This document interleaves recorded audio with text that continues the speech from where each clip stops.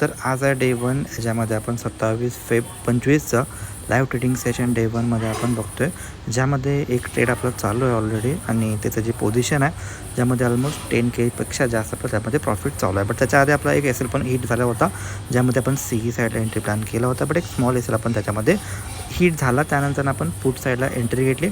एंट्रीच्या पाठीमागचं कारण काय असू शकतं आहे किंवा मिडकॅपमध्ये आज का मी प्लॅन केलं, तर त्या सगळ्या गोष्टीवरती आपण येऊया याच्यामध्ये. तर सगळ्यात पहिल्यांदा ज्यावेळी आपण निफ्टीचा चार्ट आपण ओपन करायचा प्रयत्न केला, ज्यामध्ये निफ्टी आपल्याला पूर्ण साईडवे दिसायला बघायला भेटलं. त्यानंतरनं त्याच्यामध्ये काही मजा नाही आली, सो त्यामुळे मी ते निफ्टी अवॉइड केला. मग बँक निफ्टी चेक केला. बँक निफ्टीमध्ये पण आपल्याला साईडवे मोमेंटम पाहायला बघायला भेटत होतं, तर मग बँक निफ्टी पण मी आज अवॉइड केला. त्यानंतरनं परत फिन निफ्टी पण बघून टाकला. फिन निफ्टीमध्ये पण एक पूर्ण साईडवे मोमेंटम होता मॉर्निंग सेशनला आणि त्याच्यामध्ये पण आपण एंट्री घेतली नाही. आता जो माझा ट्रेड होता तो मॉर्निंग सेशनचा होता. मी मॉर्निंगला ट्रेड केला कारण की आज होतं ऑलमोस्ट काल महाशिवरात्री होती, तर त्यामुळे मी थोडासा बाहेर होतो आणि मोबाईलमध्येच बघून मोबाईलमध्येच ट्रेड करत होता.